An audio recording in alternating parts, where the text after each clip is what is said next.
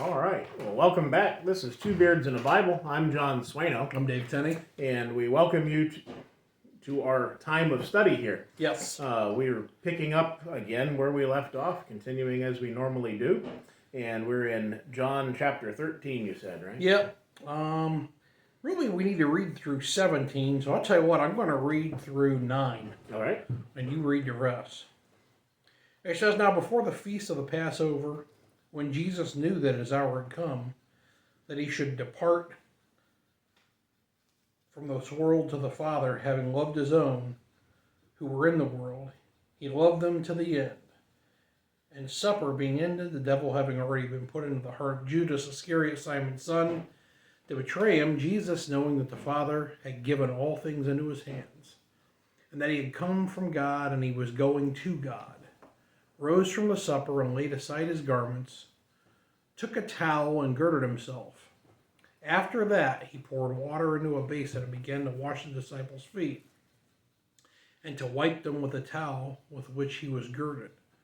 Then he came to Simon Peter, and Peter said to him, Lord, are you washing my feet? Jesus answered and said to him, What I am doing to you, you do not understand now, but you will know after this. Peter said to him, You shall never wash my feet.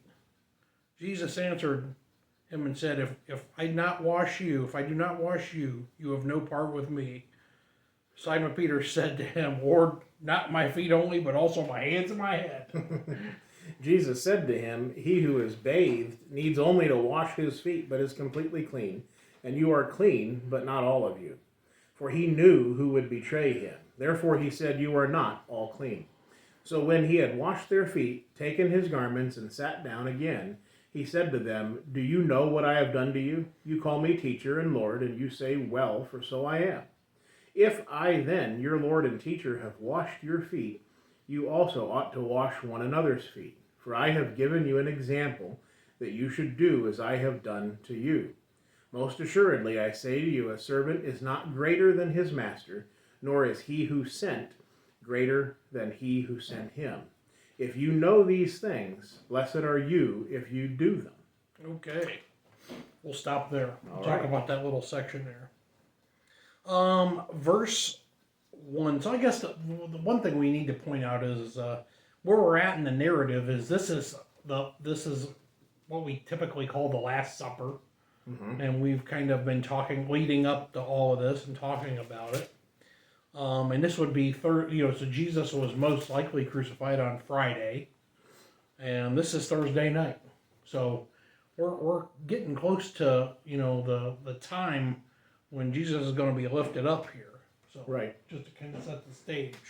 Yeah. This kind of everything's building up, and again, those that are with him aren't quite understanding the full depth of everything that's about to happen. So for my first discussion point, Johnny. Oh boy. I want to talk about in verse 1. He says this thing. He says that he should depart from the world to the Father, having loved his own who were in the world. He loved them to the end. Mm-hmm. What does he mean by that? What do you think? Well, in the context of what's coming up, I would think that the end would be the end of his time there on Earth. That's what I originally thought myself. But have you looked it up and looked at the tense and so on? I did look it up. Yes. Yeah, because I could see it meaning until the end of this age that is coming. Yeah. That would be coming at that time, the age that we're in.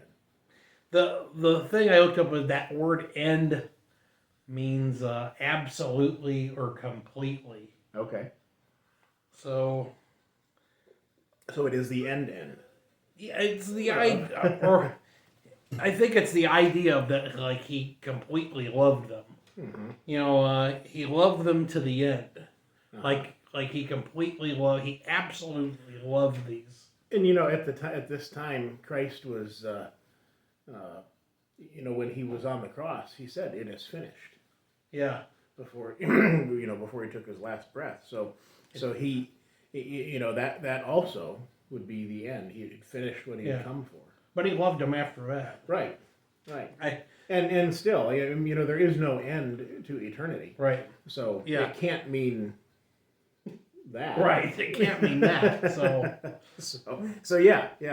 I thought that was an interesting. I never really noticed that until this evening when I was studying this. I said, "Oh," and that's just there's more as you read this and you especially the words of Christ. Not that these were the words of Christ, but when you especially read the words of Christ and you see the words that he chose, time and time again. I know you and I have stumbled across a word that was like, well, wow, he used that then. That really, was a stinging word right then to those people that he was talking to. He knew what he was saying, and he chose every word very carefully. And so the same with the scriptures being the inspired word, even that little word end, it has a significant meaning. Significance. Yeah, I've studied this.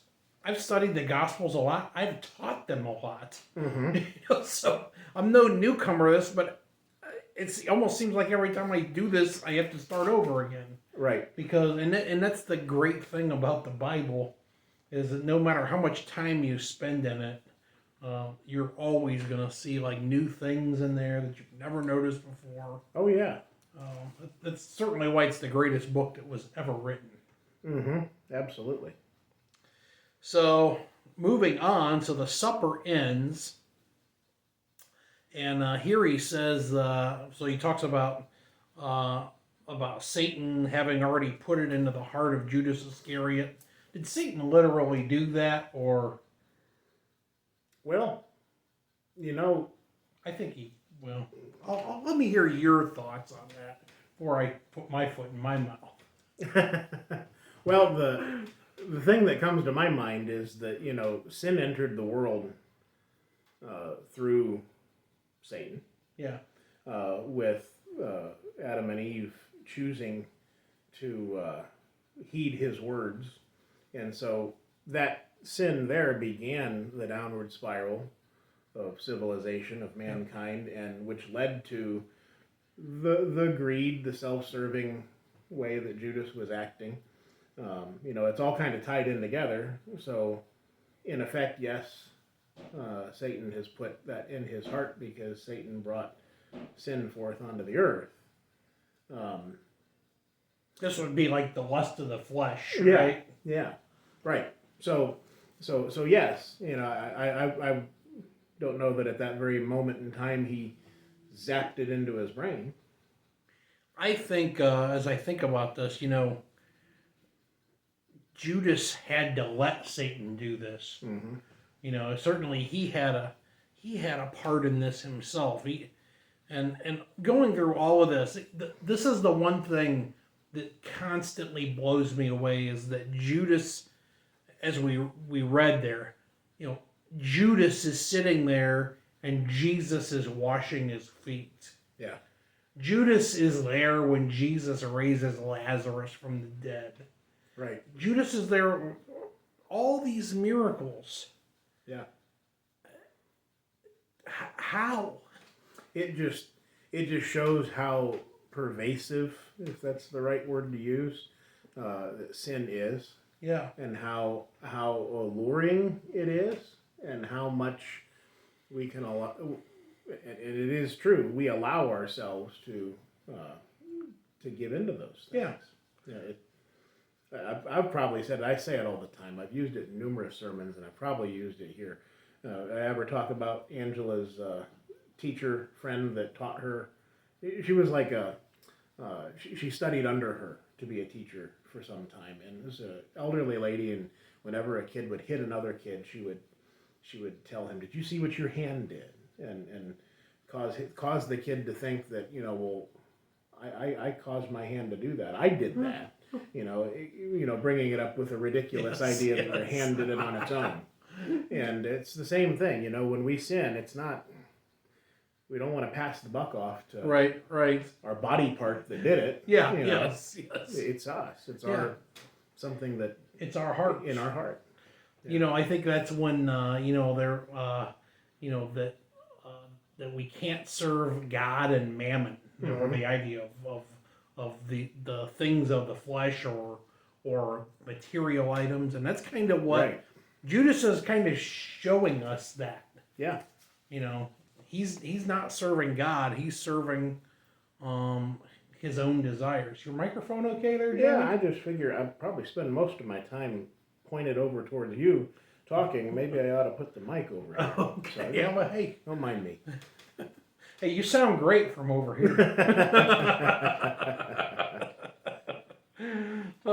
So Yeah. here Jesus says, the Father has given all things into his hands. It's not Jesus saying so. So this is John talking. It says, in the supper being ended, the devil having already put it into the heart of Judas, of Simon's son, to betray him. He says, Jesus, knowing that the Father had given all things into his hand, and that he had come from God and was going to God. But this idea of that all things were given into Jesus' hands. Mm-hmm. You know, Matthew 28:18. yeah, all authority has been given unto me, right? Yeah.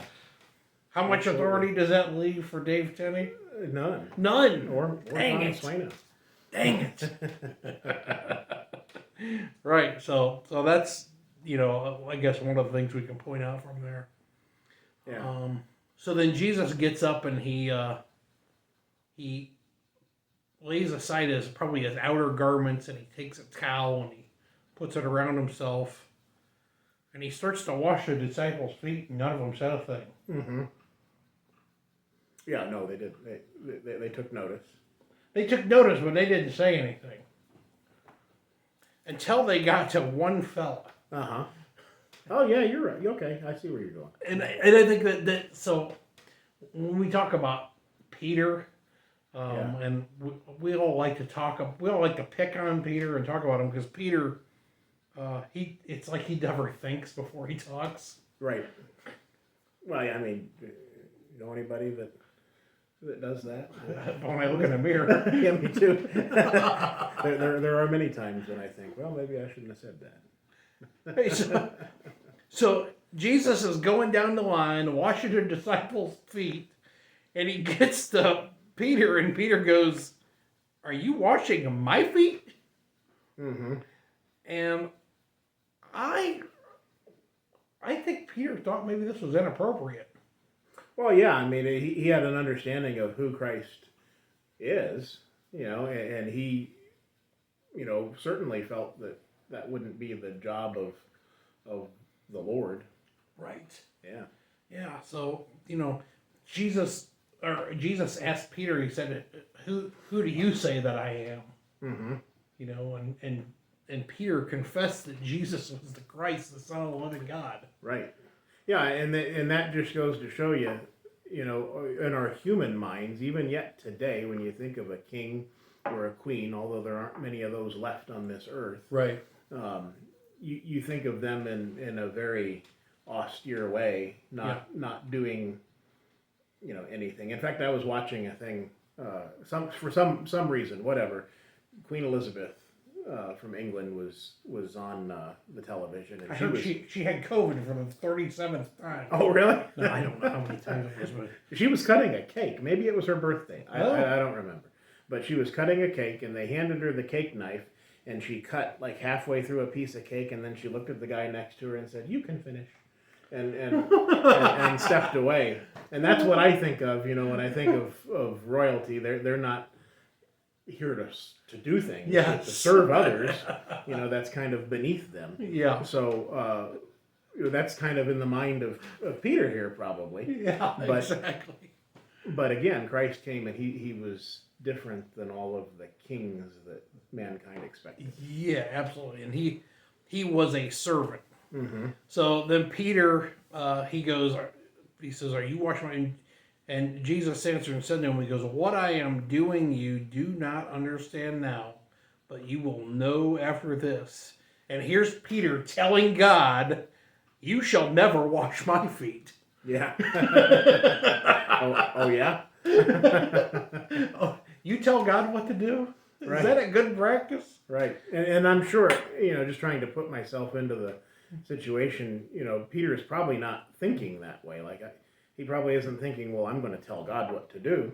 He's just, it comes from a good place. It does. In his heart, I think, because he's trying to. But it's like it's like he's saying, I know more than you. Right. Yeah. And, and that's a human characteristic. Right.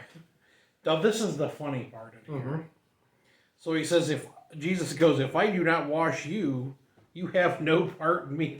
Now Peter does a 180. He goes, not my feet only, but also my hands and my head. Right.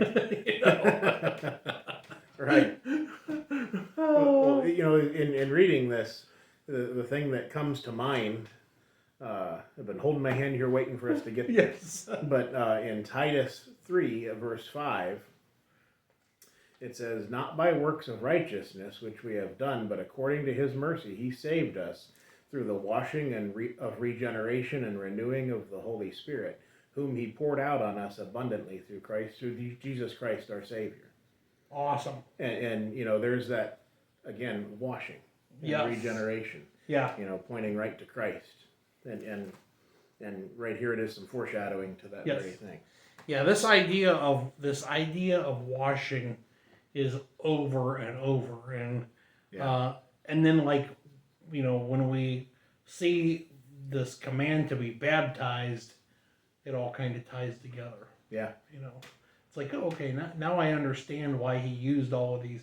They all, if you reject baptism as a step of salvation, how do you deal with all of these things?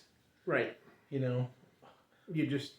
I imagine you just have to conveniently block that out and say, that's just like what you were saying earlier, taking the Bible seriously, but not literally. Yeah. That was before we turned the camera on, folks. Right. John and I were having a little side discussion here. Right. But yeah, there are a lot of people who they'll say that they take the Bible seriously, but they don't take it literally, and that's a hard thing to wrap your mind around. Yeah. If you're not taking it literally, right, you're probably not taking it very seriously. So maybe you better rethink what you're talking about. Right.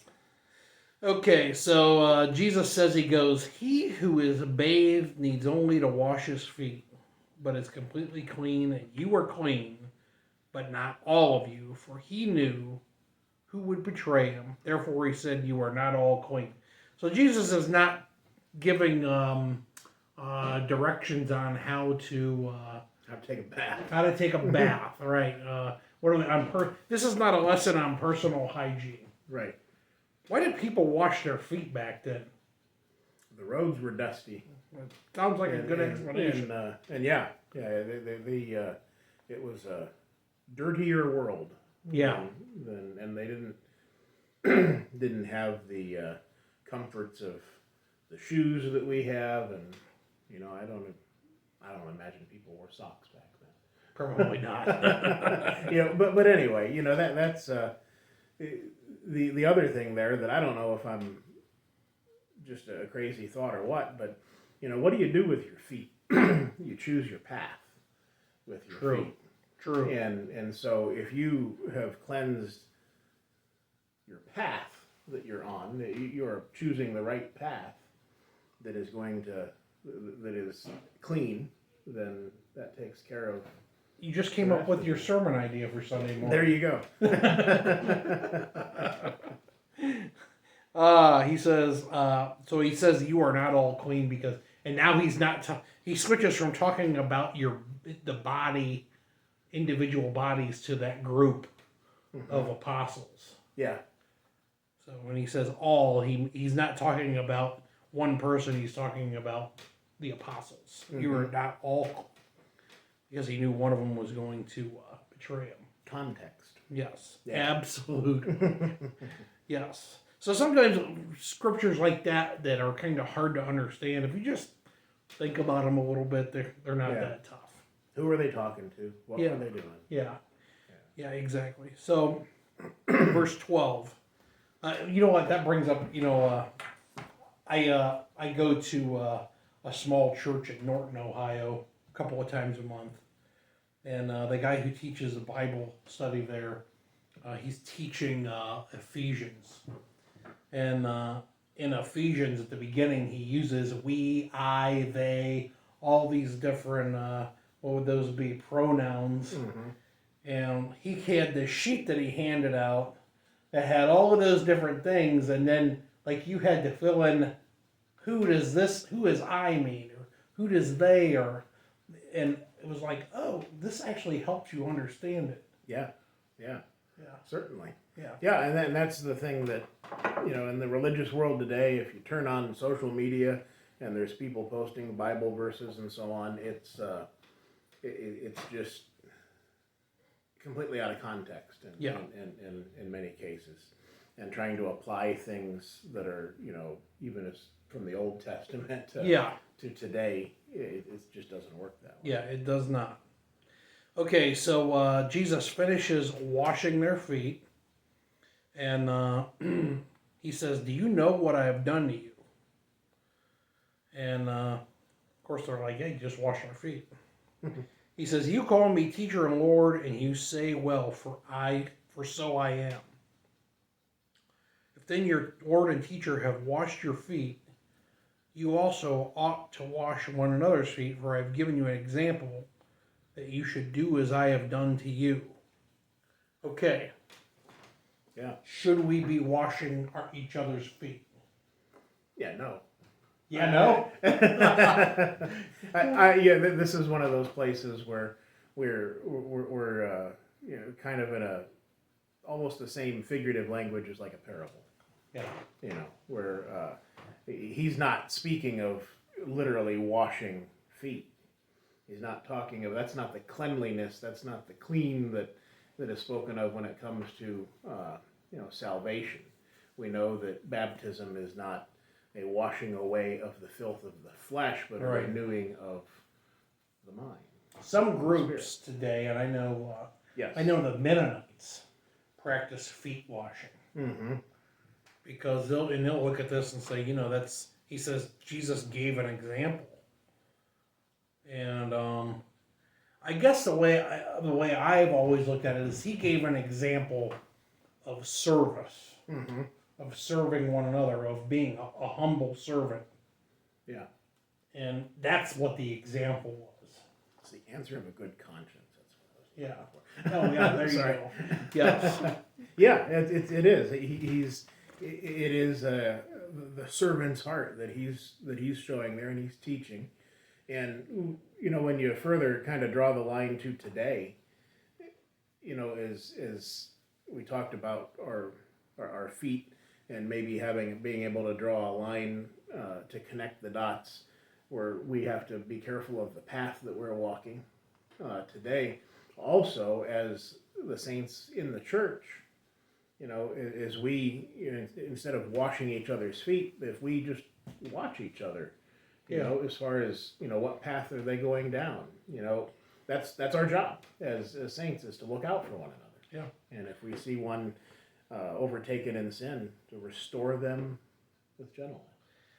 Yeah, he's in verse 15, he says, "I have given you an example that you should do as I have done to you." And what Jesus did to them is he lowered himself and became a servant. Yeah. That's what the example was. Yeah. And that's what we ought to do too. Mm-hmm. Yeah.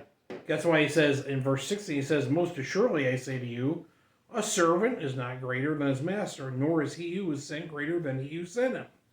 If you know these things, blessed are you if you do them." The idea is that, we need to be humble. We need to be servants. Like you said, we need to watch out for each other. We need to put, others' interests in front of ours. Yeah. All of those things. Yeah. It's I think one of the things that has plagued the Lord's church in this past generation or so has been this lack of humility. No doubt. And we think about where our grandparents came from. Probably in the same county in West Virginia. Yeah. On the one side, And you think of when I went down to visit some of my grandfather's brothers, his one brother that was still alive, I was kind of shocked and taken aback because they still had a dirt floor in their house. Oh yeah. And you know, just the places that they came from are it's a different world than we live in, and it's so easy to become puffed up and not want to get your hands dirty. Yeah. In the mess that is humanity when you're out and about. But those people understood, you know, helping one another and lending a hand. Yep. And I think we've kind of lost that. Yeah, they did. In America today, for sure. I remember going down to my aunt's house, and they lived in town. They had indoor toilets, but they still had an outhouse Yeah. in town. Yeah. You know, and I remember using, you know, you go down there, like, for family get-together, there's a ton of people in the house. Sometimes the outhouse was the only bathroom that was free. My grandfather had a farm in Copley, and Copley is a much different place now than it used to be. But, Yeah. He had his outhouse out behind the chicken coop all the way up until he died. He wouldn't let anybody knock it down. Yeah. He kept that thing there, and he would use it. Yeah. Yeah. So he grew up there. Yeah. It's like anything else, you know, you get used to it. Yeah. My cousin Chris and I go on these fishing vacations up in Canada, and there's no plumbing where we went. It was outhouses. Mhm. First couple of days, you're like, ugh. Then by the end of the week, you're like, I don't care. Right. You've gotten used to it. You got over it all. Right. So, well, John, we're at 26 minutes. We're not All going to right. get through the next section, so we're going to have to stop right here. Alrighty. Well, then, if that's that, then thanks for joining in. Yes. Hopefully, you see fit to join in with us again. This is John Swaino and Dave Tenney signing out. Take care.